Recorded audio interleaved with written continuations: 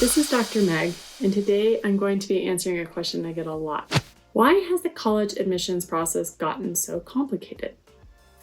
Well, I've been working as an independent college counselor for many years, and I've seen it change a lot. So stay tuned today as I offer my top 4 reasons, in my opinion, that this process has gotten so complicated for students and families. So the first change I have witnessed over the past years is that admissions rates have dropped precipitously among highly selective colleges. Just to give an example, when I applied to Stanford in the 90s, they were accepting 14.5% of students in 1997. And this past year, Northeastern accepted 6.5% of students who applied.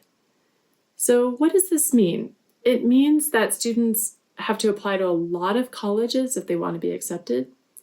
And it's much harder to get into these schools. And there's just a lot of more stress around this. And so, I applied to 5 schools, but I have students applying to 20 schools because it's a numbers game. And that's a lot more work for students and parents. So the second reason for the increasing complexity is the complexity of the applications themselves. Now, people often ask me, I thought there was a common application. Isn't it simpler? Well, you'd think. But the common application is basically a landing page for every school to put their own application. So you fill out the common application, a student will fill that out, and that will include the 650-word personal statement. But then a school like Stanford will have their own supplemental essays and questions and everything that they want to know. And so a student will fill out as many of these as they want, but if they're applying to selective schools, say 18 selective schools, they may end up writing 80 different pieces of supplementary writing. Those are essays, short answers, all these different things. And then schools like Brown will also ask students to submit a video supplement, a 2-minute video supplement in lieu of an interview. And I think we all know that a 2-minute video supplement will take a lot longer than 2 minutes. Just as this video that you're seeing now has actually taken me 5 years to make. So it's really complex, and I maintain, that was a joke, it wasn't 5 years, but it's a long time. I maintain the process has gotten too complicated for students, even really high-performing students, to manage on their own. They need more support. The third reason for increasing complexity relates to early admissions, specifically early decision. Now, early decision requires a student, they're getting into a binding contract with one school, their favorite school typically, or the school they think they might have the best shot at. It front-loads the process with stress because it requires that a student figure out their favorite school and then make the very difficult decision to enter into a binding contract with that school. It means they need to get their family on board because the family is basically agreeing to pay whatever tuition offer the school gives them.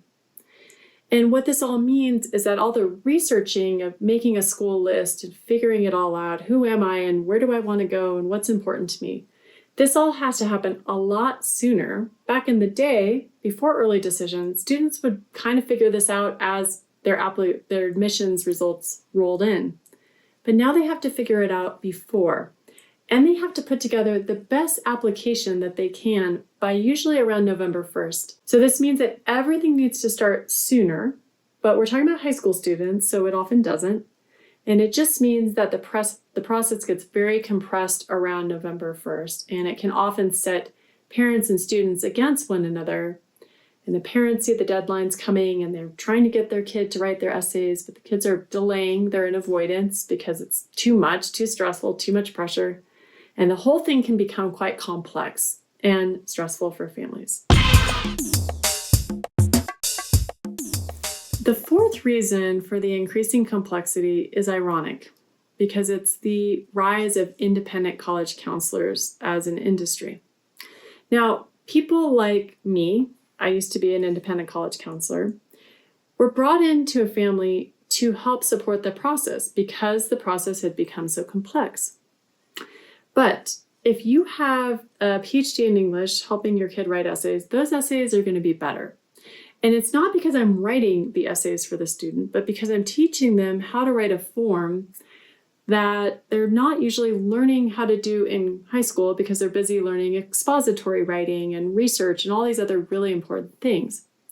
So you get someone like me, a memoir writer, an essayist, helping a student figure out who they are and who they are as a character and how to bring in sense details and how to do all these different things, how to tell a good story that really sticks the landing and shows readers who they are and what they care about and moves people to tears.